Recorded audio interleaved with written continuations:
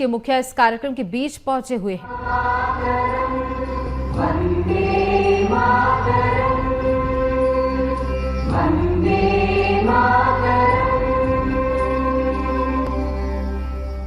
भारत माता की अपना स्थान ग्रहण करने का निवेदन है।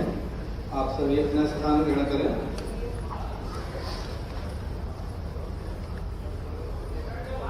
मध्य प्रदेश जन अभियान परिषद एवं स्वदेशी जागरण मंच के संयुक्त तत्वाधान में स्वदेशी से स्वावलंबन विषय पर इस एक दिवसीय संगोष्ठी में उपस्थित माननीय मुख्यमंत्री महोदय, माननीय अतिथियों का एवं उपस्थित विद्वज्जनों का हार्दिक अभिनंदन है।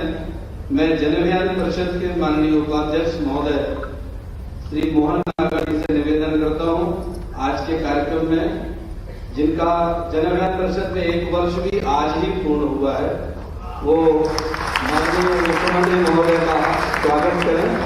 हम सभी की ओर से पावन पवित्र तुलसी माता से देकर और स्वदेशी का मंत्र खादी उसको उपवस्त्र पहनाकर आपका हार्दिक एक बार कर्तव्य ध्वनि से हम सभी जोरदार कर्तव्य ध्वनि से अपने देश के यशस्वी मुख्यमंत्री, संवेदनशील मुख्यमंत्री और केवल मध्य प्रदेश ही नहीं, देश ही नहीं, पूरी दुनिया में मध्य प्रदेश का परचम लहराने वाले माननीय मुख्यमंत्री महोदय का हार्दिक अभिनंदन है।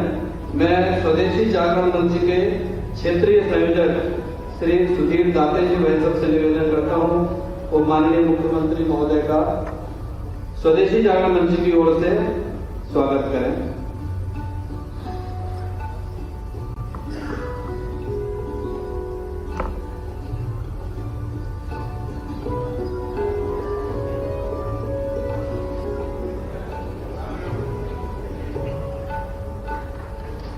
माननीय मुख्यमंत्री महोदय, हमारे आग्रह पर यहाँ पधारे। स्वदेशी जागरण मंच की ओर से आपका हार्दिक स्वागत है।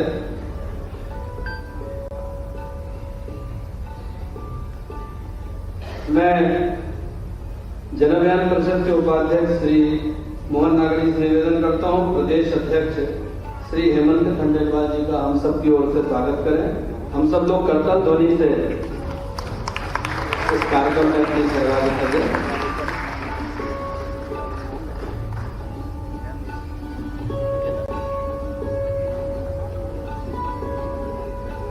जन अभियान परिषद के कार्यपालक निदेशक महोदय श्री डॉक्टर बकुल लाडगी से निवेदन है कि हमारे अत्यंत आग्रह पर पधारे श्री कश्मीरी लाल जी, जो कि 1984 से संघ के प्रचारक हैं, हरियाणा हिमाचल में प्रचारक रहे, पंजाब प्रांत के प्रचारक रहे, 2007 से आप स्वदेशी जागरण मंच के अखिल भारतीय संगठक हैं।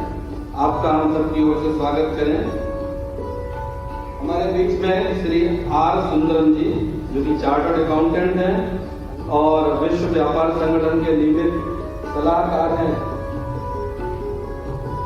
और स्वदेशी जागरण मंच के आप राष्ट्रीय संयोजक हैं, अखिल भारतीय संयोजक हैं। हम सबकी ओर से स्वागत करें। मैं माननीय कार्यपालक निदेशक महोदय से आग्रह करता हूं कि आप हमारे उपाध्यक्ष महोदय का भी स्वागत करें।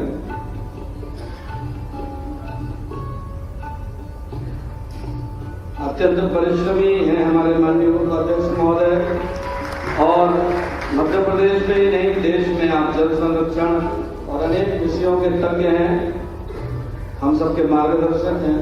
आज आपने 1 वर्ष जन अभियान परिषद में पूर्ण किया है अपने अतिरिक्त परिश्रम के साथ। मैं आपका हार्दिक अभिनंदन करता हूं और श्री मोहन नागड़ जी, हमारे माननीय उपाध्यक्ष महोदय से आग्रह करता हूं कि वे आज के कार्यक्रम में स्वागत भाषण प्रस्तुत करें।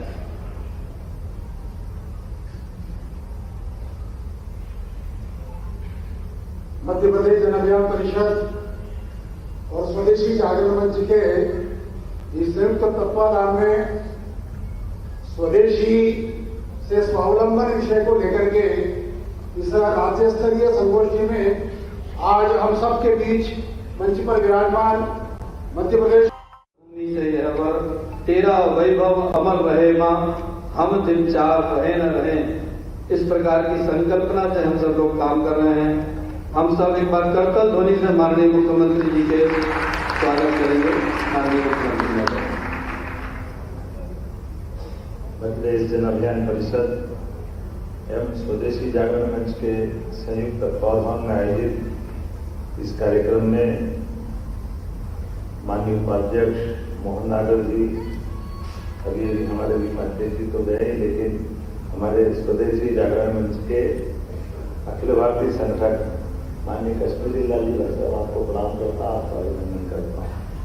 माननीय आर सुंदरम जी, अखिल भारतीय संयोजक स्वदेशी जागरण मंच, आपका अभिनंदन करता हूँ।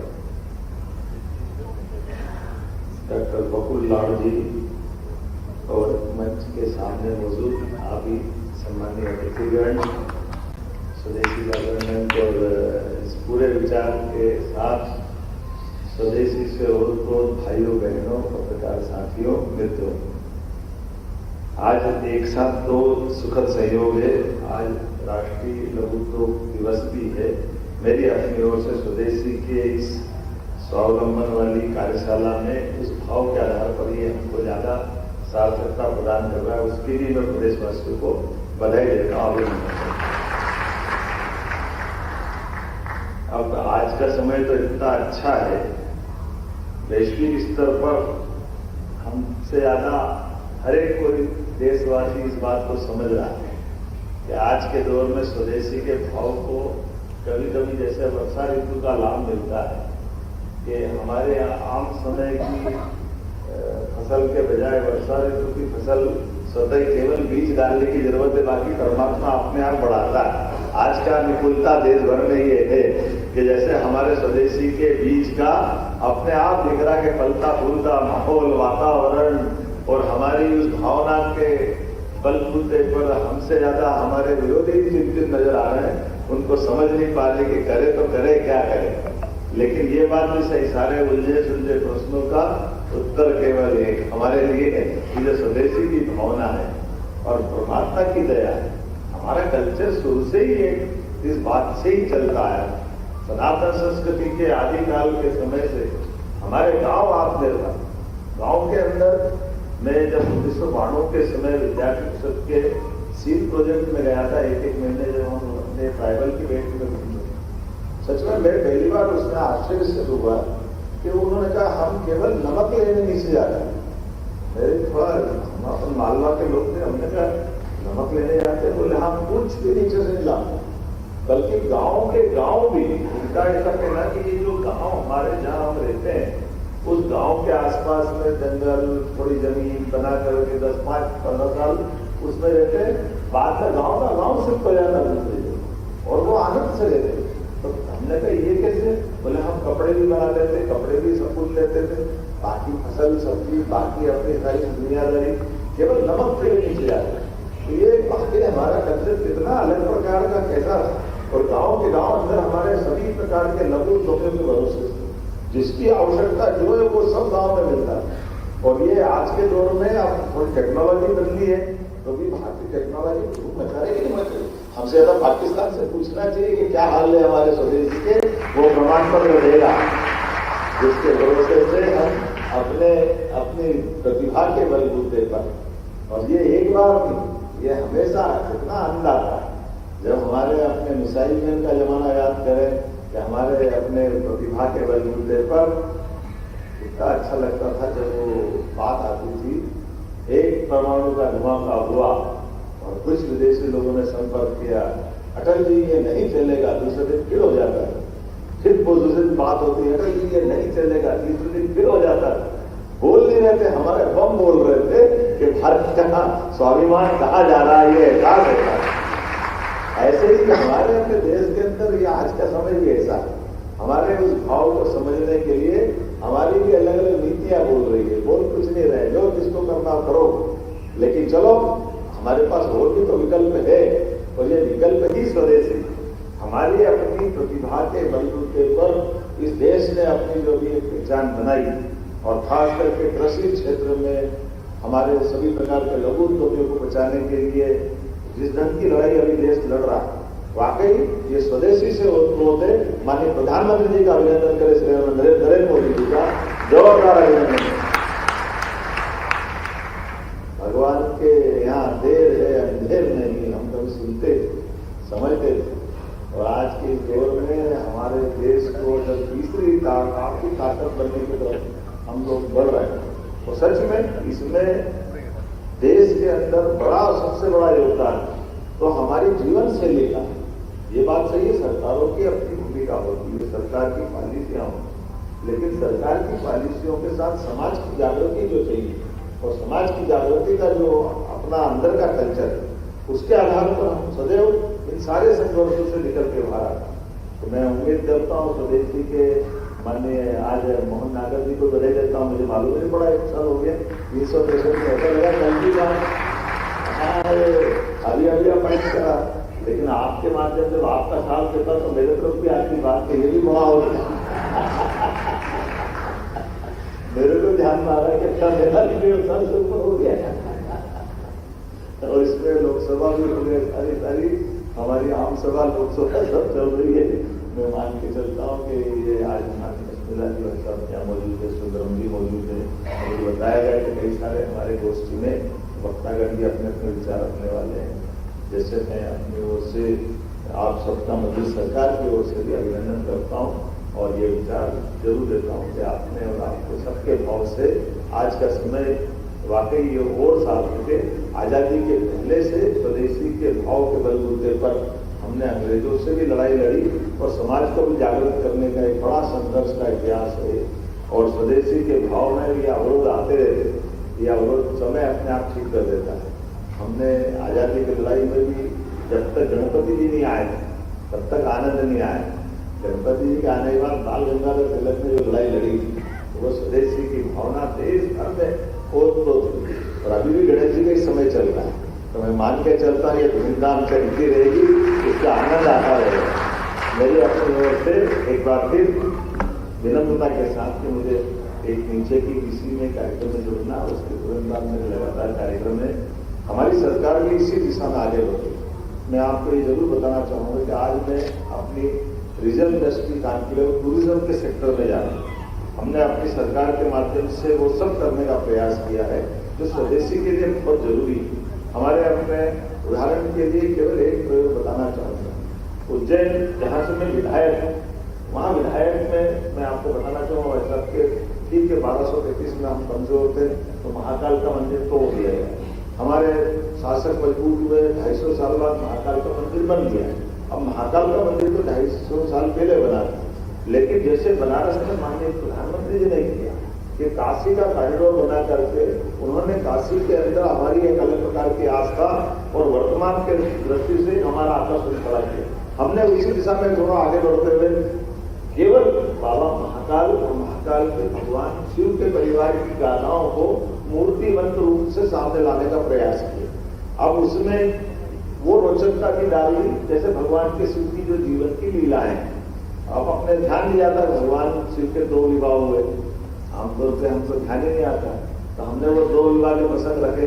पहला विवाह उनका सती माता से हुआ, दूसरा पार्वती जी से हुआ। फिर एक एक पुत्र उनकी और उनकी अलग कहानियां हैं। भगवान गणेश की अलग पूरे जीवन की लीलाएं हैं, कार्तिकेय की जीवन की लीलाएं, भगवान का स्वयं का भी अपना जो आनंद है, जैसे उनके भगत भगवान को कितने प्रकार से आनंद भी देते और कष्ट भी उठाते हैं। एक चित्र बनाया हमने मूर्ति के माध्यम से कि भगवान भोलेनाथ कैलाश पर बैठे और उनका एक भगत हम सब जानते हैं दशानन रावण, उनने तो सिर पे उठा लिया पूरे कैलाश, वो इतने भगत पक्के। और जब वो भगत ने अपना सिर को उठा करके अपनी भक्ति बताने का प्रयास किया तो भगवान शिव ने भी उसको धीरे से एहसास कराने के लिए केवल एक अंगूठा दबाया नीचे थोड़ा सा, तो वो रसातल में जाने लग गया। ये जो भगवान की हमारे होशियार भी है और हमको समझाते भी लेते हैं, तो कहीं कहीं क्या क्या चीज से क्या क्या संदेश दे देते पता नहीं है। लेकिन ये ऐसी घटनाओं को जोड़ने के बाद जब हमने ये अपना बाबा महाकाल के महालोक का लोकार्पण किया तो हमारे उस अकेले एक अवंतिका उज्जैन में जो यात्री आ रहे हैं वो यात्री सब मिलाकर के 60-70 लाख पूरे साल में मानते अधिकतम। पिछले साल का ही टूरिज्म का आंकड़ा है 7 करोड़ लोग अकेले उज्जैन में आए। 7 करोड़। तो हमारी जिज्ञासाएं बड़ी है, लोगों का आनंद भी बड़ा है और इस तरह से हमारी ये जो वास्तव में राज्यों की सीमा लिमिट हो सकती है, देश की सीमा हो सकती है, लेकिन ये जो अंतरंग हमारी जो सांस्कृतिक धारा है, ये स्वदेशी के भाव के आधार पर हमको हमारे उस प्रकार के उस दौर में भी ले जाती है और पूरे देश की आंतरिक ताकत भी मजबूत करती है। और ऐसे में ऐसे कई प्रयोग हम कर रहे हैं। एक तरफ हमने धार्मिक पर्यटन को बढ़ावा देने का प्रयास कर रहे हैं, एक प्रकार हमारे अपने जंगल अपने जानवरों से आबाद होते हैं, जानवरों की रक्षा करते हुए जानवर भी सब प्रकार अतीत के काल में 60-70 साल पहले चीता आखिरी में छत्तीसगढ़ में मारा गया था, लेकिन चीते पुनर्वसान का काम भी अभी वर्तमान में किया। टाइगर तो ऐसे आ रहा दौड़ते भागते, ऐसा लगता है कि जैसे कोई हमारे लिए बहुत बड़ी बात नहीं हो रही। आप भोपाल के आसपास के बाजारों तक भी पहुंच जाते हैं, ज्यादा दूर नहीं है, ऐसा लगता है। कभी कभी मुझे नहीं लगता कि ऐसा होगा, लेकिन ये हमारी एक सह अस्तित्व की भावना का प्रकटीकरण है, जहाँ हम अपने जीव और जीवनों की केवल बात नहीं कहते। तो हमने आज रीजनल इंडस्ट्री का उपयोग अपने ग्वालियर बेल्ट में की है, पहले रीवा में की थी, एक एक करके सभी सेक्टर में एमएसएमई, स्वदेशी, इस दृष्टि से जो आपका भाव है उस भाव को लेकर के हमने कहा कि हम बड़े से बड़े उद्यमी को भी बढ़ावा देंगे, लेकिन जो रोजगार आधारित उद्योग देगा उसको विशेष छूट देंगे, उसको विशेष लाभ देंगे। हमारे लिए विशेष लाभ केवल बिजली के बिल में, भूमि में, ब्याज में नहीं, हमने पर लेबर भी अगर रोजगार आधारित उद्योग लगाता है तो 5,000 रुपये अढ़ाई में कोई भी होगा, सरकार उसकी पर लेबर की तनख्वाह अपने पास से देगी और वो रोजगार देने की बात है। ताकि हमारे अपने जैसे उदाहरण के लिए कॉटन, मैं कोयम्बटूर गया था, तो तमिलनाडु से ही आपको जानकारी है, तो कोयम्बटूर कपास हमारे यहाँ हो रहा है और कपास का हमारे यहाँ भी कारखाना खुलना चाहिए। और कारखाने खुलने के लिए पुराने समय बड़ी बड़ी मिल उज्जैन में, इंदौर में, ग्वालियर में, रतलाम में, टेक्नोलॉजी बदल गई। टेक्नोलॉजी को अपने अपनाने के कारण से ये छोटी छोटी बात है। अब धागा बनाना है, धागे से कपड़ा बनेगा और कपड़े से रेडीमेड गारमेंट्स की तैयारी होगी, विदेश में निर्यात होगा। तो हमने कहा कि ये हमारा कॉटन का भी यही धागा बने, यही कपड़ा बने, तो ऐसे में बड़े पैमाने पर लोगों को रोजगार मिलेगा। तो ऐसी इंडस्ट्रियां हमने चालू करी और छोटी छोटी इंडस्ट्री, अगर दूसरे मशीन आधारित उद्योग लगाओगे तो हम आपको लेबर के लिए कोई पैसा देने वाले नहीं, लेकिन रोजगार पर अगर आप अपने होटल भी डालो, अगर आप अपना हॉस्पिटल भी डालो, तो उसके लिए भी हम सब्सिडी देते हैं, क्योंकि उसमें कई लोगों को रोजगार मिलता है। ऐसे सभी क्षेत्र में तो 5,000 रुपया महीना 10 साल तक सरकार देगी, कोई ऐसी फैक्ट्री डालता है। कई कारखाने खोल रहे हैं। आज की स्थिति ये हो गई कि गोकुल, वर्धमान और ऐसे बहुत सारे नाम ले सकते, ये बड़ी बड़ी इंडस्ट्रियां जिसमें बड़े प्रकार से लोगों को रोजगार दे रहे हैं। और ये भी नहीं केवल हमें बड़ी इंडस्ट्री में ही दे रहे हैं, आगे जाकर के हमने लघु कुटीर उद्योग को अपने घर में भी खड़ा कर, घर से भी उनको मदद करें। ऐसी कई प्रकार की योजनाओं को लेकर के स्वदेशी जागरण मंच के साथ में भी पूरी दिन अपनी ऐसी प्रदर्शनी लगाएंगे, जिसके आधार पर हमारी लघु कुटीर उद्योग कैसे कैसे काम कर रहा है, इसकी जागृति भी सबको आएगी। आज तो इतना ही कहते हुए कि मुझे और कार्यक्रम में जाना आपसे विदा करता हूँ। बहुत बहुत धन्यवाद। भारत माता की जय। माननीय मुख्यमंत्री से निवेदन है कि संकल्प संसद को स्वदेशी का संकल्प के साथ में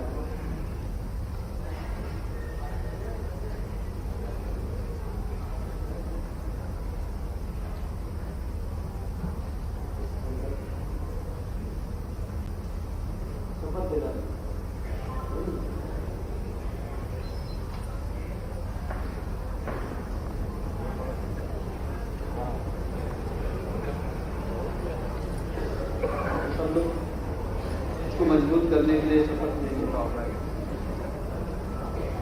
स्वदेशी का संकल्प, मैं संकल्प करता हूँ कि अपने देश को समृद्ध एवं विकसित राष्ट्र बनाने के लिए अपनी जिम्मेदारी को समझते हुए स्वदेशी उत्पादों का उपयोग करूंगा। मैं स्वदेशी से स्वावलंबी संकल्प सिद्धि हेतु स्वदेशी उत्पादों की खरीदारी करूंगा और उनका उपयोग करने के लिए मैं अपने मित्रों, परिवारजनों एवं समाज को स्वदेशी उत्पादों के बारे में जागरूक करूंगा तथा स्वदेशी उत्पादों के माननीय ललिता जी के लिए भी जोरदार अभिनंदन। दिलीप जी सहित मंच पर विराजमान माननीय विधायक राजेश शुक्ला जी, माननीय विधायक अरविंद पटेरिया जी, माननीय विधायक कामाख्या प्रसाद जी, श्रीमती विद्या अग्निहोत्री जी, श्रीमान चंद्रभान सिंह जी, श्री राजेंद्र सिंह जी, अनुकूल कृष्णदास जी इस्कान, श्रीमती ज्योति चौरसिया जी, प्रद्युम्न सिंह लोधी जी पूर्व विधायक, श्रीमान उमेश शुक्ला जी पूर्व विधायक, श्रीमान पुष्पेंद्र पाठक गुड्डन जी पूर्व विधायक, भंवर राजा जी, मानवेंद्र सिंह जी पूर्व विधायक, जुझार सिंह बुंदेला जी पूर्व विधायक, जिला सहकारी बैंक के अध्यक्ष करुणैन सिंह प्रताप सिंह जी, देवेंद्र यादव जी, प्रेमचंद गुप्ता जी और जितने मंच पर बैठे जगदीश यादव जी सहित जोरदार अभिनंदन करें पूरे मंच का एक बार। हमारे बीच जगदीश जी भाई साहब ने बहुत अच्छे से बात कही है और हमारे दिलीप जी ने भी इस बात को बढ़ाया है। एक लाइन में अभी तो मटकी पे हाथ ही नहीं गया, माखन बाकी है। भगवान राम के धाम में माता सरयू के किनारे जब यशस्वी भगवान श्री राम मुस्कुरा रहे हैं तो जमुना जी भी बुला रही है। बुला रही कि नहीं बुला रही है? जमुना जी का कृष्ण कन्हैया सबकी आंखों का तारा। जब भगवान राम का आनंद आया है तो गोपाल कृष्ण का भी आना ही चाहिए। बोले गोपाल कृष्ण भगवान की। इस देश की लीला दिलीप जी, हमारे देश के नक्शे को टांग दो और देश के नक्शे पे भगवान राम के पूरे भारत के भ्रमण का आकलन ले लो या भगवान कृष्ण की लीलाओं का हिसाब ले लो। एक उत्तर से दक्षिण गए, दूसरे भगवान कृष्ण पूरब से पश्चिम आए।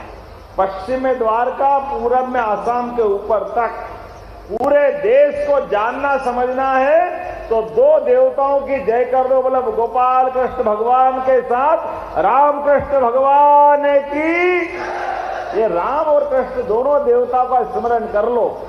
इसके बाहर हमारी कोई संस्कृति का अलग से स्मरण करने की आवश्यकता नहीं। दुनिया में कहीं घूमो, किसी देश में चले जाओ और आप अगर इतना कह दो आप कहां से आए ये बताने की जरूरत नहीं। आप ये कह दो हम भगवान राम और कृष्ण के देश से आए हैं, वो अपने आप समझ जाएंगे आप हिंदुस्तान से आए हो। अलग से कोई परिचय देने की जरूरत नहीं। दोनों देवताओं में अद्भुत समानता है। दोनों ने हर वर्ग की लड़ाई लड़ी। दोनों ने अपने घर परिवार को एक तरफ रख के समाज के चिंतन करते हुए समाज के अंदर सुव्यवस्था स्थापित हो और ताकत विरोध में चाहे जितनी बड़ी क्यों न हो, बड़ी से बड़ी ताकत के खिलाफ समाज के जो संसाधन उपलब्ध है, समाज में जिस प्रकार का वातावरण वही हिम्मत दिलाते हुए उनके साथ बड़ी से बड़ी ताकत से लड़ने का संदेश देने का काम अगर किसी ने किया है तो हमारे भगवान राम और कृष्ण ने किया है। इसीलिए हजारों साल से ये हमारी परंपरा है। आने वाली ये नवरात्रि, रावण कितना ही अहंकारी क्यों न था, सोने की लंका, 10-10 दशानन पता नहीं क्या क्या था, लेकिन मती मारी गई नैतिकता के आधार पर। और ऐसे ही कंस के दरबार में क्या बात की कमी थी, किस बात की कमी थी, लेकिन कंस ने भी अत्याचार की सीमाओं को उल्लंघन कर दिया। तो दोनों को अपने अपने कुकर्मों के आधार पर हमारे देवताओं ने उनके घर में घुस के मारा। जोरदार अभिनंदन करो, ये हमारे अतीत का गौरवशाली पक्ष। इसलिए आज हमारे ये जन्माष्टमी के अवसर पर माखन हाथ में भगवान श्री कृष्ण के और आनंद की वर्षा हो रही है। छतरपुर में सत्ता तेरे राज में धक धक धरती हो, क्या आनंद से क्या क्या लिखा है इनके बारे में। जित जित घोड़ा मुख धरे तित तित फत्ते होए, जोरदार अभिनंदन करो। ये बुंदेलखंड की धरती, वीरों की धरती, महावीरों की धरती, पुरुषार्थी की धरती, पराक्रम की धरती। और क्या महाराज बुंदेलखंड के और हमारे भी जो अपने आला उदल को भी याद करो। क्या आला उदल के लिए कितना अच्छा क्या शास्त्र बना है। एक को मारे दो मर जाया, तीसरा धोस खाए मर जाए। मरे के नीचे जिंदे घुस गए, ऊपर लाश गई सरकार। क्या आनंद आता है सुन सुन के। ये कोई बात मामूली हो सकती है क्या। कितनी कितनी लड़ाई लड़े आला उदल और संसार की बड़ी बड़ी ताकतें जिसके आगे सरेंडर होती, अपनी जान हथेली पे लग करके चंदेलों के लिए कहां से कहां तक लड़ते लड़ते पहुंच गए।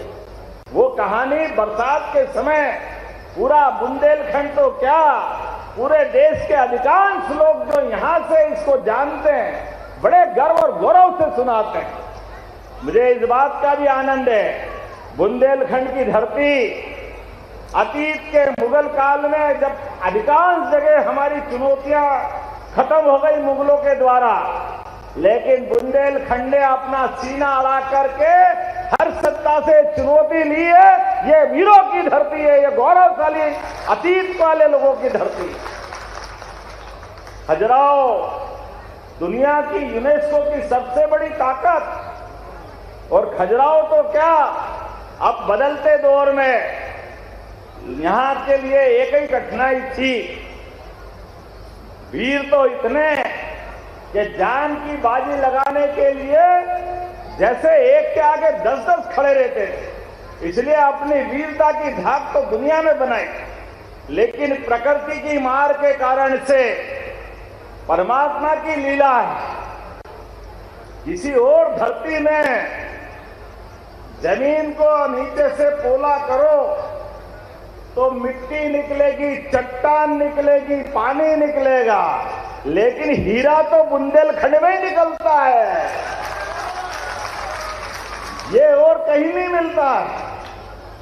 और पन्ना के शेर और जंगल में पन्ना के शेर और शहर में बुंदेलखंड शेर कम नहीं पड़ते हैं।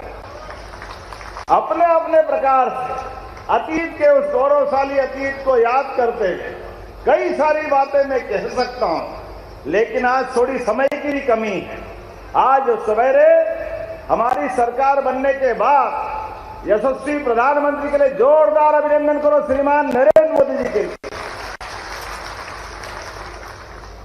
हमारी साध्वी उमा भारती जी के लिए भी जोरदार अभिनंदन करें। लगभग 20-25 साल पहले से केन बेतवा नदी जोड़ो अभियान का संकल्प उमा जी ने लिया था, और भारत रत्न अटल बिहारी वाजपेयी जी का भी अभिनंदन कर रहे हैं आप। अटल जी का भी क्या जीवन था, क्या सरकार चलाई उनने, और क्या सब प्रकार से विचार करते थे।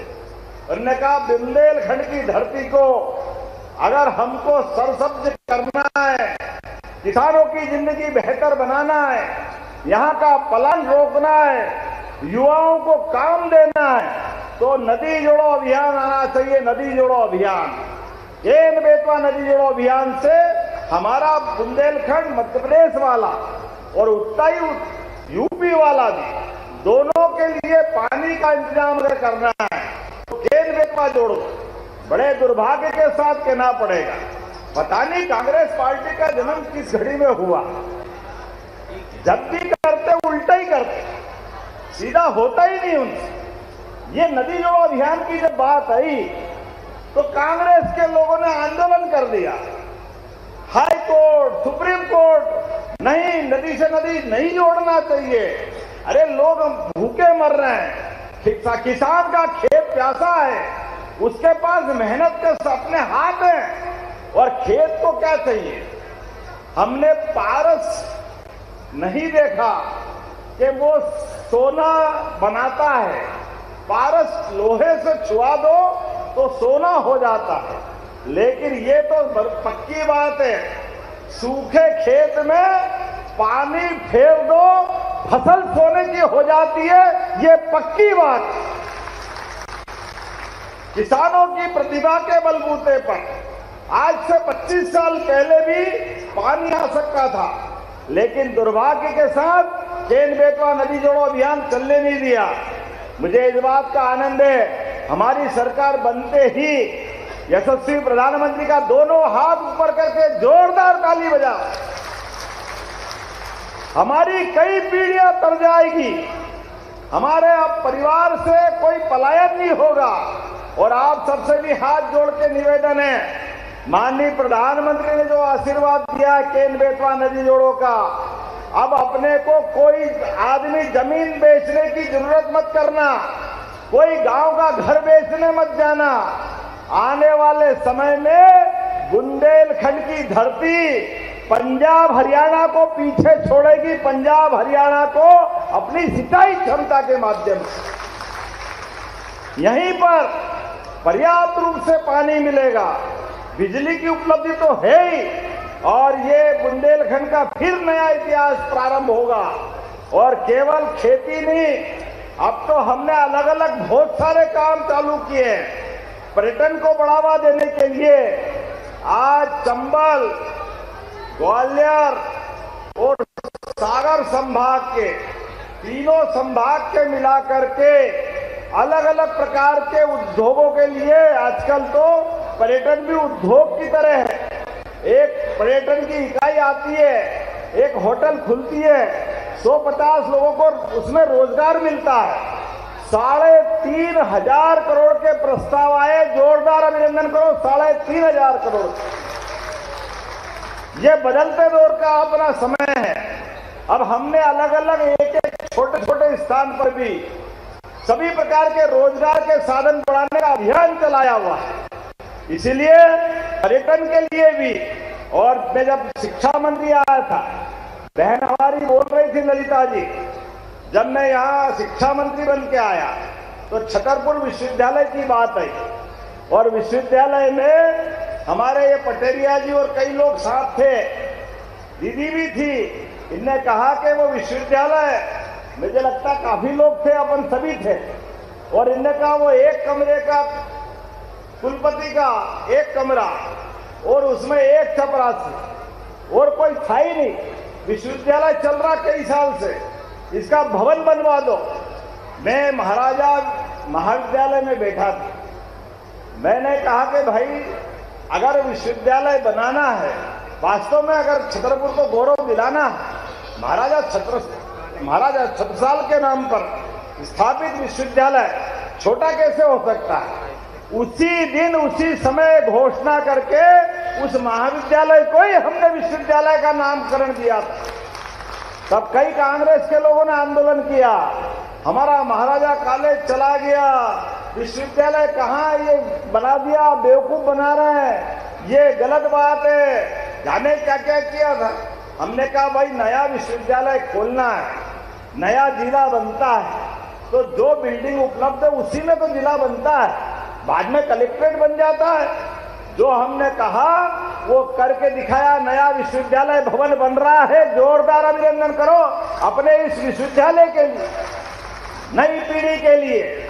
हमारे द्वारा कही गई एक एक बात कभी कोई खाली जाने वाली नहीं।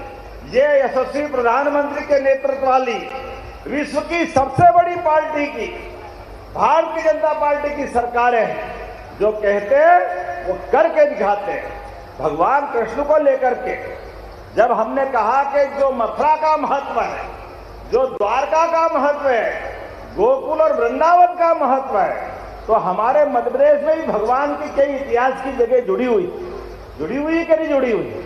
भगवान कृष्ण की वो सारी जहाँ लीलाएं हुई है, चाहे वो द्वारका के समान उज्जैन में भी शिक्षा ग्रहण करने आए, या चंदेरी आए, या जहां उनने सुदामा के साथ रात गुजारी, जहां माता रुक्मिणी के हरण के समय युद्ध किया, ऐसे कई स्थानों को खोजने का मैं मंच से निवेदन करना चाहता हूं।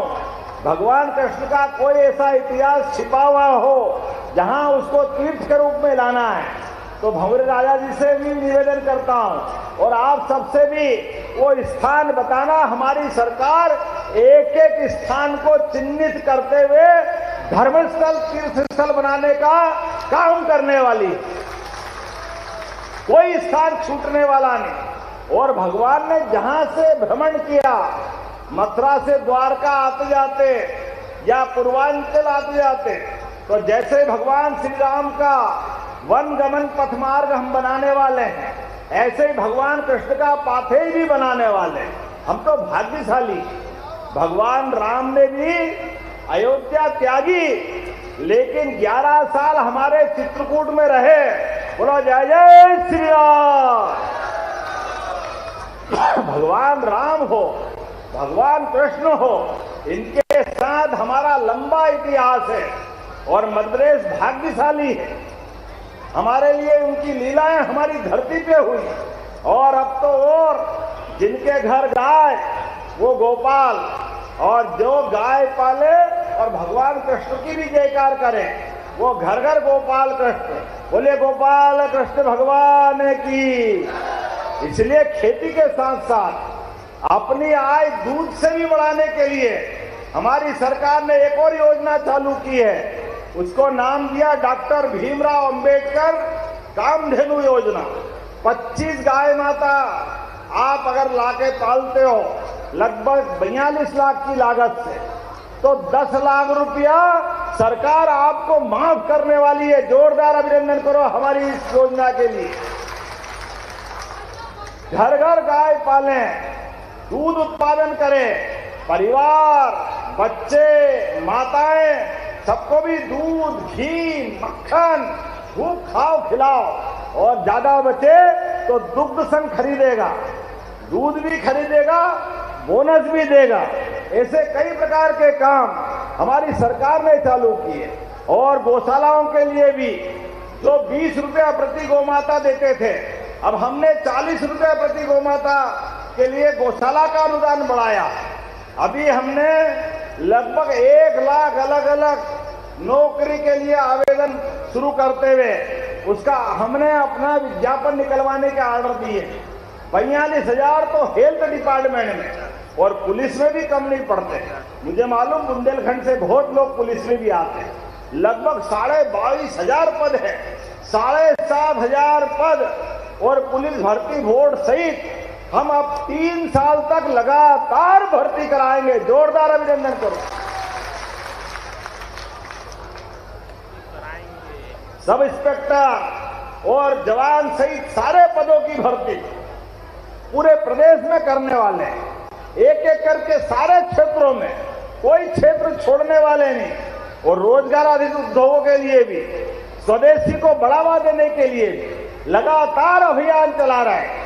और आज जब मैं आपसे बात कर रहा हूं तो ऐसे में यहाँ के लिए हमारी बहन ने अपनी बात कही है। वैसे में आपकी बात बहन तो जो वो मांगती है, भाई कैसे मना कर सकता है। लेकिन सागर से कवरई तक ये जो 4 लेन बन रहा है, ये 710 करोड़ की लागत से, जोरदार ताली बजाओ। इसके निर्माण पूरा होते ही सागर से छतरपुर की दूरी 3 घंटे के बजाय 2 घंटे में हो जाएगी। जोरदार अभिनंदन करो। ये नए दौर का नया समय है। हमारी छतरपुर की 13,000 से अधिक स्वयं सहायता समूह की बहनें, 1,50,000।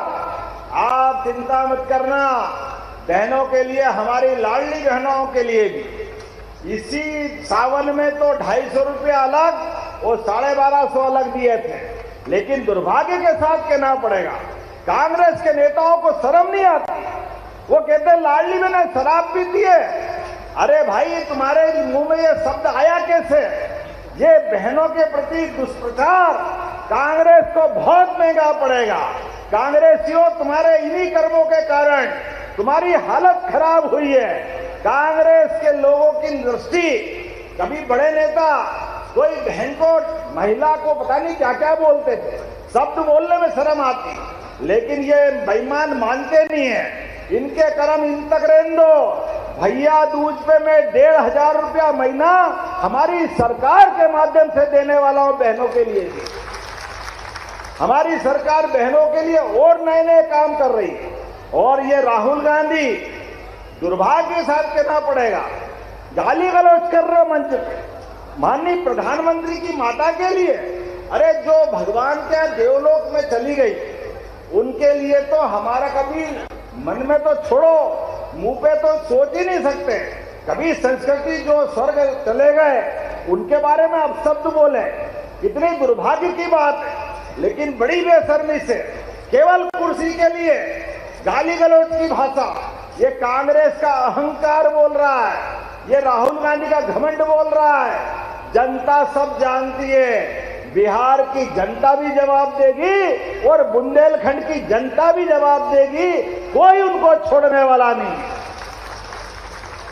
एक ऐसे निर्दोष, ऐसे उदार, एक ऐसे देश को आगे बढ़ाने वाले प्रधानमंत्री जो अपने परिवार से दूर रह करके केवल अहर्निश पूरे समय देश और देश के युवाओं को आगे बढ़ाने का सपना देखते हैं, जो महिला, किसान, युवा को बेहतर से बेहतर बनाने का प्रयास करते हैं, उनकी बहन के, उनकी माता बहनों के लिए अगर कोई अपशब्द बोलता है, ये बर्दाश्त नहीं किया जाएगा। इस राज्य के अंदर कांग्रेस की जो दुर्दशा हुई है, हम सब साक्षी है। अपने कर्मों के कारण कांग्रेस की हालत खराब हुई। जब मैं आपसे बात कर रहा हूं तो यहाँ स्वेच्छा अनुदान से 1,44,00,000 से ज्यादा हमारे भाई बहनों को ललिता जी के माध्यम से विधानसभा में लाभ मिला। जोरदार अभिनंदन करें हमारे भाई बहनों के लिए। मैं आंकड़े देख रहा हूं अलग अलग प्रकार से। यहाँ मेडिकल कॉलेज भी बन रहा है। अरे जब मेडिकल कॉलेज बनेगा तो हॉस्पिटल बनाना पड़ेगा कि नहीं बनाना पड़ेगा? निश्चित रूप से बनाया जाएगा। जोरदार अभिनंदन करें। और आपने मांग तो बहुत सारी करी, लेकिन अभी मैं अगली बार भी तो हूँ, आखिरी बार तो नहीं है। आना है कि नहीं आना अगली बार? जोरदार ताली वाली बजा के बताओ। इसलिए अभी मैं कुछ मांग तो तुरंत मंजूर कर रहा हूं और कुछ अगली बार के लिए भी रख रहा हूं। आपने कहा भगवान कृष्ण की धाम में गरीब कन्याओं के विवाह के लिए एक कन्या विवाह घर 1 करोड़ की लागत से बनना चाहिए। मैं बनाने की घोषणा करता हूं। जोरदार अभिनंदन करें। छतरपुर में भी गौशाला चाहिए। पशुओं की संख्या बढ़ती जा रही है और ऐसे में ग्राम बगोला में 20 एकड़ भूमि में छोटी मोटी बहुत बड़ी बना रहा हूं। कोई बात नहीं, बनाओ बहन, मैं मंजूर करता हूं। जोरदार अभिनंदन करें। एक बड़ी गौशाला। आपने कहा जब युवाओं की बात छूटी, बहनों की हो गई, किसानों की हो गई, ऐसे में युवा की क्या बात कैसे छूट सकती? तो जोरदार ताली बजाओ युवा वर्ग के लिए भी। और भगवान कृष्ण का तो, भगवान राम का तो जीवन में परिवर्तन ही युवा अवस्था में आ गया। विश्वामित्र जी ने भगवान राम को जवानी के युवा अवस्था में तो लेकर के जंगल के राक्षसों का अंत कराया। ऐसे ही गोपाल कृष्ण ने भी अपने ग्वाल बाल के संग कंस को घर में मारने का पराक्रम कराया था। ऐसे में बुंदेलखंड में आपने स्टेडियम मांगा है, सर्व सुविधा युक्त स्टेडियम 10 करोड़ से ज्यादा लागत का नगर पालिका परिषद द्वारा मैं देने की घोषणा करता हूं। जोरदार अभिनंदन करें। बोलने के लिए तो बहुत देर तक बोल सकता हूं, लेकिन आप भी बहुत देर से बैठे और मुझे भी जल्दी जाना है। लेकिन आज का आनंद देख के ऐसा लगा कि वाकई अब तो यहीं रात रह जाओ, जाने की जरूरत ही नहीं। क्या प्रेम उमड़ रहा है। आपका स्वागत वाला स्वागत है। मैं फूल माला लेने के लिए हाथ बढ़ाऊं तो भाई लोग अंगूठे सहित हाथ ही खींचने को ले जाने को तैयार। क्या उत्साह देख रहा हूं, क्या आनंद आ रहा था। एक के ऊपर एक चढ़ते हुए ऐसा लग रहा मटकी फोड़ने की तैयारी कर रहे। मैं कह रहा थोड़ा शांति शांति शांति। फूल भी ऐसे लग रहे थे। प्रेम आपका जरूर है, लेकिन वाकई इस प्रेम को कभी भूल नहीं पाऊंगा। छतरपुर की पूरी जनता का 2 हाथ जोड़ के प्रणाम करता हूं और आपका आभार मानता हूं। तो मेरे साथ खड़े हो जाइए बुंदेलखंड के विकास के लिए, दोनों हाथ की मुट्ठी बांधे और हम और आप जब तक अपने केन बेतवा नदी विकास योजना और बुंदेलखंड के प्रत्येक विकास के काम पूरे नहीं होंगे तब तक हम लगातार इसी प्रकार से अपने कामों को करते रहेंगे। आपका आशीर्वाद सरकार को चाहिए, सरकार आपके साथ खड़ी है। तो मेरे साथ बोले भारत माता की, भारत माता की, भारत माता की। बहुत बहुत धन्यवाद। भारत माता की जय। धन्यवाद माननीय मुख्यमंत्री जी।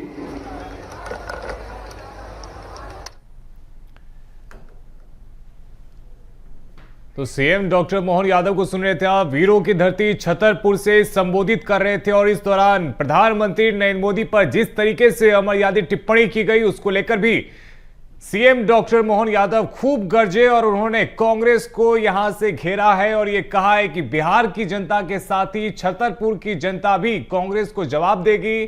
साथ ही सीएम डॉक्टर मोहन यादव ने कहा कि किस तरीके से लगातार भ्रम फैलाया गया लाडली बहना योजना को लेकर के। उन्होंने ये एक बार फिर से घोषणा की और बताया कि भाई दूज के बाद से 1500 रुपए लाडली बहनों के खातों में आने शुरू हो जाएंगे और उसके बाद इस आंकड़े को धीरे धीरे बढ़ाया भी जाएगा। साथ ही केन बेतवा लिंक परियोजना को लेकर भी सीएम डॉक्टर मोहन यादव ने जानकारी दी और बताया कि किस तरीके से बीजेपी शासन में लगातार प्रयास किया गया और उसके बाद में केन बेतवा लिंक परियोजना पर काम किया गया। तो सीएम डॉक्टर मोहन यादव ने यहां से संबोधित किया। श्री कृष्ण जन्म महोत्सव में सीएम डॉक्टर मोहन यादव शामिल हुए और कई विकास कार्यों की सौगात भी छतरपुर को इस बीच सीएम डॉक्टर मोहन यादव ने मंच से दी है। बेहद आतुर हैं, जो नई उम्मीद के दीप जलाए, हर कोने को विकास की रोशनी से सजाए, जो हर चुनौती को अवसर में बदले। वो है मध्य प्रदेश के विकास के मुख्य शिल्पकार, मध्य प्रदेश के उज्जवल भविष्य के आधार डॉक्टर मोहन यादव जी। मध्य प्रदेश के माननीय मुख्यमंत्री के लिए जोरदार तालियां हो जाए। आज के इस रीजनल टूरिज्म कॉन्क्लेव में हमारे बीच माननीय विधानसभा अध्यक्ष श्रीमान नरेंद्र सिंह तोमर जी, माननीय प्रभारी मंत्री तुलसीराम सिलावट जी, माननीय संस्कृति मंत्री श्रीमान धर्मेंद्र लोधी जी, माननीय विद्युत मंत्री प्रद्युम्न सिंह तोमर जी, माननीय मंत्री श्रीमान नारायण कुशवाहा जी, माननीय मंत्री राकेश शुक्ला जी, अभी थोड़ी देर पहले यहाँ से गए माननीय सांसद भारत सिंह जी, हमारे दूसरे सांसद माननीय शिवमंगल सिंह तोमर जी, इस मंच पर विराजमान जयप्रकाश राजौरिया जी, मंच के सामने विराजमान प्रीतम सिंह लोधी जी, माननीय विधायक शिवपुरी, माननीय विधायक नरेंद्र सिंह कुशवाहा जी, माननीय विधायक रमेश खटीक जी, महेंद्र सिंह यादव जी, मंच पर विराजमान सुप्रसिद्ध अभिनेता पीयूष मिश्रा जी, वो भी निकले साहब पीयूष जी, तबीयत थोड़ा उनकी नासाज है। इस अवसर पर सुभाष सचिन गोयल जी, रवि गोसाई जी, अमननाथ जी, विकास अहुलवालिया जी, चेतन वोहरा जी, अंकुर माहेश्वरी जी, रतीश नंदा जी, विनीत मिश्रा जी, वाइस प्रेसिडेंट एक्का कौर, सुनील गुप्ता जी, नवनीत शर्मा जी, मुकेश अग्रवाल जी, असद लाल जी, महेंद्र प्रताप सिंह जी और हमारे सभी पीएस शिवशेखर शुक्ला जी सहित सभी एमपी टूरिज्म के और स्थानीय प्रशासन के अलग अलग अधिकारीगण, आप सब। राजनीतिक क्षेत्र में तो भाषण की अच्छी लंबी आदत होती है, लेकिन व्यापारियों को बड़ा कठिन जाता होगा यहाँ जितने बैठे हैं। एक बार जोरदार ताली बजा करके हमारे अपने इस अनुभव का भी आनंद लो। कभी कभी व्यापार व्यवसाय के साथ साथ लोकतंत्र में विचारों के इस यज्ञ में जो यात्रा होती है उसके यात्री आप भी कभी कभी बनो। हम तो आपके व्यवस्थाओं का उस बात को समझने का आनंद भी लेते हैं और हमारे लिए भी ये मंच वालों के लिए भी अटपटा लगता है। बार बार उठो, एमओयू करो, बार बार उठो, फिर एक डिस्प्ले, एक दूसरा डिस्प्ले। लेकिन ये सच्चे अर्थों में व्यापार व्यवसाय को बढ़ाने के लिए हमारे यशस्वी प्रधानमंत्री के नेतृत्व में आज का दिन तो और खास है। आज हमारे राष्ट्रीय स्तर पर हमारे लघु मध्यम आज इनका एमएसएमई या मध्यम से जोड़ करके जो इंडस्ट्री लग रही है उसका विशेष दिवस भी है। और यहाँ चंबल के अंचल में ग्वालियर क्षेत्र में रीजनल इंडस्ट्री कॉन्क्लेव, मुझे मालूम नहीं आखिरी बार कभी हुई हो, पहले कभी हुई है क्या? हाँ, पहली बार हुई है। और जो हुई है तो ऐसी हुई है कि धांसू हो गई। जोरदार ताली बजा करके। दिल्ली के पास में इतने नजदीक, और केवल दिल्ली नहीं, हमारे पास में आगरा, मथुरा, आप लाइन से उठाकर देखें तो देश की राजधानी के सबसे नजदीक का ये केंद्र है। धार्मिक पर्यटन की दृष्टि से गोकुल वृंदावन मथुरा का बिल्कुल नजदीक का क्षेत्र है। ऐतिहासिक अलग प्रकार के हमारे पिछले अतीत के उस दौर का जब आगरा भी राजधानी हुआ करती थी, और शिवाजी महाराज के उस पराक्रम से लेकर कई कारण से ये केवल आगरा नहीं, ग्वालियर का खुद का राजा मानसिंह तोमर का बना हुआ किला और उसकी अपनी गाथा, आज भी ऐसा लगता है कि मानो आसमान से उड़ करके कोई एक स्वर्ग का टुकड़ा यहाँ किले के रूप में आ गया। और जोरदार अभिनंदन करें चारों तरफ से दूर दूर तक राजा मानसिंह का किला, क्या आनंद के साथ, और उसकी जो कलर की टाइल्स, आज भी ऐसा लगता है कि ये सारे एशियन पेंट्स, वो पेंट्स, ये पेंट सब गए काम से, कहाँ लग रहा है उनके आगे, कौन सा कलर लगाया होगा, कैसे उस समय काम किया होगा। और अतीत के ग्वालियर का इतिहास भी इतना समृद्ध है कि यहाँ का राजा का सामर्थ्य भी कैसा होगा, जब अपने सामर्थ्यशाली राजाओं के उस दौर के अंदर, जब ये बात तो सही है कि वो चुनौती का काल भी था, लेकिन बड़े बड़े सत्ताधीशों का अगर खराब समय आया और उनको बंदी गृह में जाना पड़ा, तो पूरे देश में एकमात्र किला जो अच्छे अच्छों को यहाँ के किले के अंदर में ही वो उनका उस दौर के आधार पर, पता नहीं क्या सुरक्षा की व्यवस्था थी, क्या कारण था, कैसा था, लेकिन ये भी वो स्थान है जहां आध्यात्मिक रूप से हमारे सिख समाज के गुरु ने न केवल अपने आप को दाता बंदी छोड़ की उपाधि पाई, लेकिन अपनी उपाधि के साथ साथ पूरा जेल खाली करवा दिया। न कि या तो सबको छोड़ो या मैं भी नहीं जाने वाला। दिवाली का वो उस समय का दृश्य कैसा अद्भुत हो गया होगा, जब वो एक कठिन दौर में, जब कोई बंदी छूटने की तो बात छोड़ो, वो अपने सिर के ऊपर गर्दन तक सुरक्षित नहीं रख पा रहा था। जिसको बाहर जाना है, इसका मतलब गर्दन तन से जुदा होने वाला दौर था। ऐसे कठिन दौर में भी ग्वालियर के अंदर ऐसे आध्यात्मिक ताकत का अपना एक प्रकटीकरण हुआ। कई कई कारण से, कई प्रकार से यहाँ की विशेषता, और न केवल यहाँ की विशेषता बल्कि पूरे अंचल की विशेषताओं पे बात कर सकते हैं। आपने भी लघु प्रकार से ये भी समझने का प्रयास किया। हमारा 4 घंटे इसी बात का प्रेजेंटेशन में जा रहा है, लेकिन एक एक चीज, एक एक बात को देखें तो अभी यहाँ इनकी अलग से वीडियो में बताया था मितावली पड़ावली। अब मितावली पड़ावली वो 64 योगिनी का मंदिर असली में मंदिर नहीं है, वो हमारी पुरानी लोकसभा का पूरा भवन की प्लानिंग है, जिसके आधार पर वो अपनी पार्लियामेंट दुनिया के अंदर दुनिया का सबसे बड़ा गणतंत्र करके पहचानी गई। वो जो डिजाइन है, वो डिजाइन की कॉपी यहां से गई है, तब जाके वो डिजाइन 1912 में जब दिल्ली बनने लगी।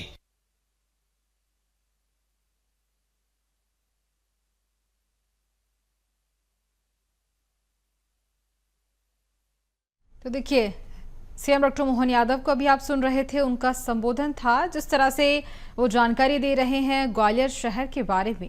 बता दें आपको कि रीजनल टूरिज्म कॉन्क्लेव में शामिल हुए हैं। इसके साथ ही कृषि विश्वविद्यालय में आयोजित रीजनल टूरिज्म कॉन्क्लेव के चलते ये कार्यक्रम चल रहा है, और इसके साथ ही विधानसभा अध्यक्ष नरेंद्र सिंह तोमर भी इस दौरान मौजूद हैं। सीएम डॉक्टर मोहन यादव अभी संबोधन दे रहे थे, और अभी वही जानकारी दिवस भी है। और यहाँ चंबल के अंचल में ग्वालियर क्षेत्र में रीजनल इंडस्ट्री कॉन्क्लेव, मुझे मालूम नहीं आखिरी बार कभी हुई हो, पहले कभी हुई है क्या?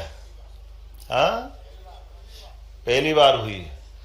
और जो हुई है तो ऐसी हुई है कि धांसू हो गई। जोरदार ताली बजा करके। दिल्ली के पास में इतने नजदीक, और केवल दिल्ली नहीं, हमारे पास में आगरा, मथुरा, आप लाइन से उठाकर देखें तो देश की राजधानी के सबसे नजदीक का ये केंद्र है। धार्मिक पर्यटन की दृष्टि से गोकुल वृंदावन मथुरा का बिल्कुल नजदीक का क्षेत्र है। ऐतिहासिक अलग प्रकार के हमारे पिछले अतीत के उस दौर का जब आगरा भी राजधानी हुआ करती थी और शिवाजी महाराज के उस पराक्रम से लेकर कई कारण से ये केवल आगरा नहीं, ग्वालियर का खुद का राजा मानसिंह तोमर का बना हुआ किला और उसकी अपनी गाथा, आज भी ऐसा लगता है कि मानो आसमान से उड़ करके कोई एक स्वर्ग का टुकड़ा यहाँ किले के रूप में आ गया। और जोरदार अभिनंदन करें चारों तरफ से दूर दूर तक राजा मानसिंह का किला क्या आनंद के साथ, और उसकी जो कलर की टाइल्स, आज भी ऐसा लगता है कि ये सारे एशियन पेंट्स, वो पेंट्स, ये पेंट सब गए काम से, कहाँ लग रहा।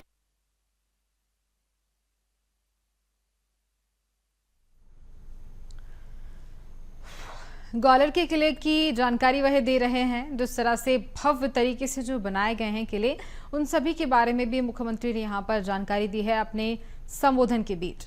और देखिए, बता दें आपको कि जहां ये रीजनल टूरिज्म कॉन्क्लेव चल रहा है, होटल और ट्रेवल एंड टूरिज्म इंडस्ट्रीज से जुड़े उद्योगपतियों से चर्चा भी इस दौरान होगी। केंद्रीय मंत्री ज्योतिरादित्य सिंधिया, विधानसभा अध्यक्ष नरेंद्र सिंह तोमर इस बीच शामिल हुए हैं। संस्कृति पर्यटन मंत्री धर्मेंद्र लोधी भी पहुंचे हुए हैं। प्रदेश में पर्यटन सुविधाओं के विस्तार और हॉस्पिटैलिटी सेक्टर में निजी निवेश बढ़ाने का ये प्रयास है। इसी के चलते ये कॉन्क्लेव हो रहा है। और जहां देखिए तस्वीर आप देख सकते हैं किस तरह से अभी मध्य प्रदेश के मुखिया का संबोधन रहा, जिसके आधार पर वो अपनी पार्लियामेंट दुनिया के अंदर दुनिया का सबसे बड़ा गणतंत्र करके पहचानी गई। वो जो डिजाइन है, वो डिजाइन की कॉपी यहां से गई है, तब जाके वो डिजाइन 1912 में जब दिल्ली बनने लगी तो वो लोकसभा का हमारा उस समय का स्थापत्य बना। और मुझे तो और इस बात की खुशी है कि वो हमारा यहाँ का ये पूरा निर्माण बना और नई हमारी लोकसभा भी बनी। वो विदिशा के पास का हमारा विजयपुर मंडल का ही मंदिर का पूरे कॉपी आधार से दिख रही है। तो ये हमारा स्थापत्य का अद्भुत नमूना है। राष्ट्रपति भवन का ऊपर का डोम इसी सांची स्तूप का वो कॉपी। मध्य प्रदेश में काफी और ऐसी जगह भी हैं जिनके नाम से मध्य प्रदेश जाना जाता है। उन सभी के बारे में मुख्यमंत्री ने यहाँ पर बात रखी। सांची का स्तूप, उसके बारे में भी वही कह रहे हैं। और इसके साथ ही मध्य प्रदेश में जो अलग अलग किले बनाए गए हैं जो भव्य तरीके से रौनक रखते हैं, लोग वहां पहुंचते हैं।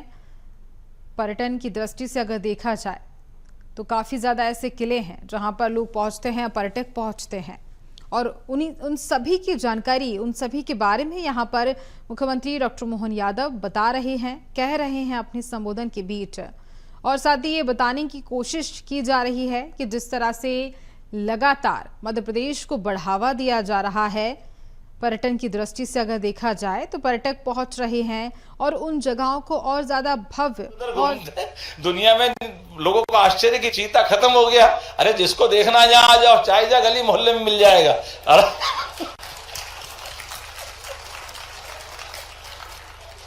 आराम से घूमते फिरते उनको देखो तो क्या मजा आता देखते देखते। लोग बड़े आश्चर्य से देखते हैं। जो पहली बार चीता देखता तो वो तो रोमांचित हो जाता है। हमारे ठेले वाले, चाय वाले, दूध वाले देखते, क्या देख रहे हो भैया, हमने देख रहे थे। सुबह शाम ऐसे ही देखते रहते जैसे बकरा बकरी घूमता।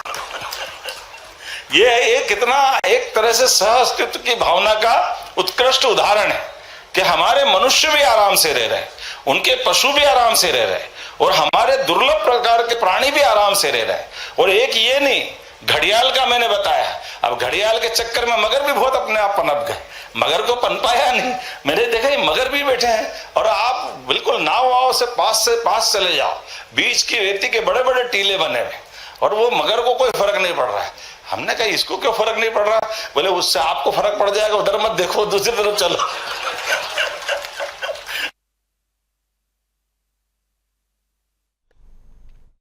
प्रकार की अनुभूति।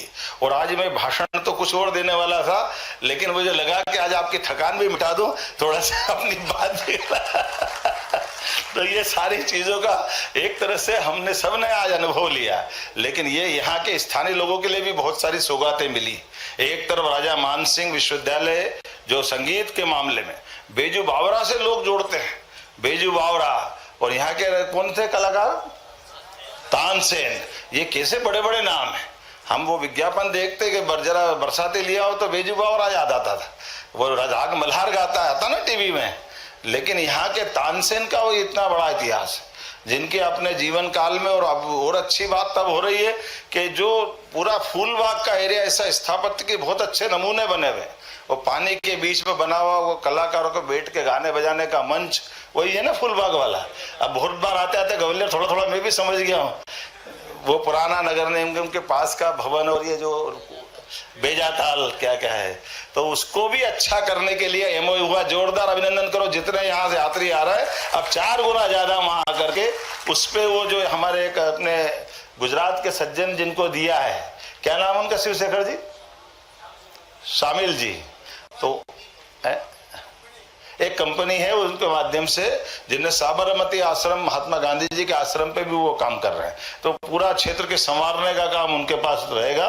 और इतना ही नहीं, राजा मानसिंह विश्वविद्यालय के लिए भी राज्य सरकार ने 50 करोड़ से ज्यादा की राशि देकर उसके भी निर्माण के लिए, भवन बनाने के लिए जोरदार अभिनंदन करो, स्थायी निर्माण का एक बड़ा धनराशि दे करके। जब हमने राजा मानसिंह की बात करी तो ग्वालियर की जीवाजी विश्वविद्यालय के लिए भी अलग से विकास का एक एमओयू हुआ है। और उतना ही नहीं, इसके साथ साथ यहाँ हमारे अलग अलग प्रकार के, आज जब मैं कुछ आंकड़े देख रहा हूँ तो आंकड़ों में भी बड़े पैमाने पर यहाँ अलग अलग क्षेत्र के बजाय एक तरह से मैं यहीं पे नाम बोल देता हूँ तो आपको ध्यान में आएगा कि ये इस स्थान पर लगभग अलग अलग कंपनियों के माध्यम से भविष्य में एक नई दुनिया में हम पहुंचने वाले हैं। एक क्षेत्रीय रीजनल इंडस्ट्री कॉन्क्लेव रीवा में की थी, और रीवा में भी सफेद शेर और तमाम प्रकार की स्थापत्य के नमूने, जंगल का आनंद, बहुत सारी प्रकार की बातें थी। लेकिन ये हमारे राज्य के अंदर जब से हमारी सरकार बनी, एक एक सब्जेक्ट को पकड़ के इस तरह की इंडस्ट्री कॉन्क्लेव हर सेक्टर की कर रहे हैं। तो पर्यटन के क्षेत्र में भी जब हमने आज यहाँ अपनी ग्वालियर में रीवा के बात की, तो रीवा के साथ ग्वालियर में भी सौगात क्या मिली, ये मानसिंह किले के लिए हमारा वो इंडिगो कंपनी के द्वारा लगभग 100 करोड़ की लागत से वो अपने CSR फंड से इसका पूरा नवीनीकरण करेंगे। जोरदार अभिनंदन करो, ये बड़ी सौगात मिल रही, जिसके आधार पर उन्होंने अभी के वर्तमान के फोटोग्राफ्स हमको सब उपलब्ध करा दिए। उन्होंने कहा जब ये पूरा पैसा लग जाएगा फिर आपको दिखाएंगे कि ये क्या बने हैं, कैसे बने। और माननीय प्रधानमंत्री के लिए जोरदार अभिनंदन करो, माननीय नरेंद्र मोदी जी के लिए। सरकार का टेन्योर तो 10-11 साल का ही, लेकिन इतने से टेन्योर में वो कितने प्रकार से कैसे कैसे काम कर रहे हैं और क्या क्या काम कर रहे हैं, कैसा आश्चर्य लगता है। कहीं वो तमिलनाडु के मंदिरों के साथ बैठ करके वहां अपने विदेशी राष्ट्राध्यक्ष को बुला करके वहां हमारा अपना पर्यटन का कोई केंद्र तो बता रहा है। अब टूरिज्म वाले तो समझ ही रहे कि दूसरे जो न समझे लेकिन एक साथ कितना ध्यान आकर्षित कर देते हैं। ऐसे कई प्रकार के अलग अलग स्थानों पर आकर के उनने देश की विरासत को सबके सामने लाने का जो प्रयास किया, वाकई वो अकल्पनीय है। आज अपने देश के लिए, देश के किसानों के लिए, स्वदेशी के लिए, देश की समृद्धि और आत्मनिर्भरता बढ़ाने के लिए माननीय मोदी जी अपने लिए मेड इन इंडिया के आधार पर जो बढ़ रहा है, make in India, made in India, देश आगे कैसे बढ़े, जोरदार अभिनंदन करें आज के उस दौर के लिए जब वो हमारी सबकी लड़ाई लड़ रहे हैं और इस मामले में बड़े से बड़े लड़ाई लड़ने को तैयार है कि आज हमारा देश का नागरिक, उसकी आर्थिक समृद्धि हो, देश की पहचान आगे बढ़े, देश के लिए जो हो सकता है वो सब करेंगे। और ये बोलने की बात नहीं, अब तो डाटा बताते हैं कि 2014 के पहले भारत का नंबर कौन सा था और आज भारत चौथी अर्थव्यवस्था बना है और कुछ समय बाद तीसरी अर्थव्यवस्था बनेगा। ये बदलते दौर का भारत, इस बदलते दौर के भारत के आप सब भी भागीरथ हैं। आपके सबके माध्यम से भी जो जिस क्षेत्र में जुड़े हैं आपकी उपलब्धि भी जुड़ेगी। ऐसे में जब मैं आप यहाँ बात कर रहा हूँ तो रीवा में 3000 करोड़ का हमारे एमओयू हुए थे और लोगों ने अनाउंसमेंट किया था। तो इससे में अब ग्वालियर रीवा से तो थोड़ा बड़ा भाई है ही सही, तो ग्वालियर में तो बढ़ना ही चाहिए। लेकिन ग्वालियर के अंदर के भी कुछ आंकड़े बताना चाहूंगा। सर्वे लेड डेवलपर्स के माध्यम से 1000 करोड़ के निवेश की यहाँ घोषणा हुई। जोरदार अभिनंदन करें सचिन गुप्ता जी के लिए। श्रुति इंफ्रास्ट्रक्चर 500 करोड़ रुपया आप भी यहाँ लगाने वाले होटल और रिसोर्ट्स के लिए। आप ताली बजाते रहो, मैं नाम बताता रहूंगा। Vikas Ahluwalia zone by the park hotel के लिए 500 करोड़ के आपने भी क्षेत्र में निवेश की घोषणा की। 24 कैरेट डेवलपर्स प्राइवेट लिमिटेड, ये भी 250 करोड़ की लागत से होटल और रिसोर्ट्स के लिए आपने अनाउंसमेंट करवाया। अनूप गुप्ता सोनिया लॉजिंग हॉस्पिटलिटी 200 करोड़ रुपया, जोरदार अभिनंदन इनका भी करें। आरपी माहेश्वरी, शायद आप तो ग्वालियर के ही हैं? कहाँ माहेश्वरी जी? जोरदार अभिनंदन करो, देश भर में भी काम कर रहे हैं। मॉडर्न ग्रुप ऑफ कंपनीज का 150 करोड़ का आपके इन्वेस्टमेंट की घोषणा की। फिल्म डिवीजन के भी कोई पीछे रहने वाला नहीं, फिल्म वाले भी आ रहे हैं। चलिए कोई बात नहीं, ताली बजाइए। एमपी टीवी लगभग 102 करोड़ के आधार पर फिल्म डिवीजन में काम करेंगे। Neeraj Kansal ji Singapore lake view private limited 100 crore के माध्यम से होटल रिसोर्ट्स की यहाँ हमने घोषणा की।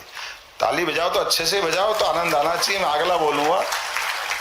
आकाश गोस्वामी जी, आकाश एंटरप्राइजेस 100 करोड़ के, अब 150 करोड़ तो ऐसा लग रहा है कि जैसे बड़े बड़े आंकड़े देख करके, लेकिन कोई बात नहीं, हमारे लिए 1 करोड़ वाला भी वही महत्व रखता जो 100 करोड़ वाला, 1000 करोड़ वाला। निवेश के लिए सबका अभिनंदन, कोई किसी से कम नहीं पड़ता। Navneet Sharma ji, Deepak Sharma ji, Vishal oasis hospitality private limited, Oakwood hotels private limited, JSK infra hotel, Shreesa, Priyanshani construction, Amarnath ji, Kuber Sharma ji, Prakhar Pao जी, यशोधर्मन जी, सब मिलाकर 3500 करोड़। एक बार सबके लिए जोरदार अभिनंदन कर दे। हमारी सरकार के माध्यम से राज्य के अंदर भी, देश के बाकी राज्यों में भी, और राज्य के देश के बाहर विदेश में भी हमारी सरकार सभी प्रकार से लगातार काम कर रही।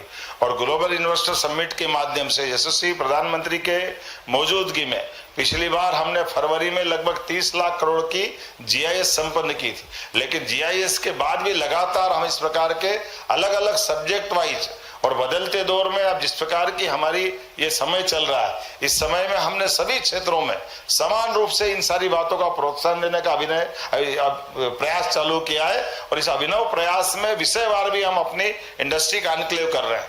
ये ग्वालियर का अंचल आने वाले समय में और भी बहुत सारी सौगात लेगा। हमारे बीच माननीय सिंधिया जी से मेरी बात हुई थी, आज अपने उनका स्वास्थ्य को निशा विशा हुआ तो आज आए नहीं है। एक बार जोरदार उनका भी अभिनंदन करें, जिनके आधार पर हमारे इस ग्वालियर अंचल को ये सौगात मिली और आगे भी मिलती जाएगी। माननीय नरेंद्र सिंह जी भाई साहब का आशीर्वाद सदैव मिलता रहा है। जोरदार अभिनंदन दें माननीय हमारे विधानसभा अध्यक्ष जी, कृषि मंत्री जी, अनथक रूप से वो यहाँ के सांसद, मुरैना के सांसद, यहाँ के विधायक, पूरे देश और प्रदेश के अंदर इस अंचल की पहचान भी है और काम करते करते हम सबको प्रेरणा भी देते हैं। आज मैं बदलते दौर में जिस प्रकार का यह भरा पूरा मंच है और आपसे शोभायमान ये हमारा सभागार है, मैं उम्मीद करता हूं हम और आप मिलकर के माननीय प्रधानमंत्री के नेतृत्व में निश्चित रूप से अलग अलग सेक्टर में हम इसी प्रकार से प्रगति करते जाएंगे। मैं अरुण तिवारी जी को, यश जैन जी को, अमित उपाध्याय जी को, संजय पाव जी को, विकास नेमा, प्रवीण नायक, मेसर्स एंड एसोसिएट्स, मेरे को भी सबके नाम लेना जरूरी है, कोई छूटेगा तो नाराज होगा। इन सबका भी बिजनेस का यहाँ काम हुआ, एक बार इन सबके लिए भी ताली बजा दो और मेरी बात समाप्त करता हूँ। बोले भारत माता की, भारत माता की। बहुत बहुत धन्यवाद। बहुत बहुत धन्यवाद माननीय मुख्यमंत्री जी। और अब मैं आज के कार्यक्रम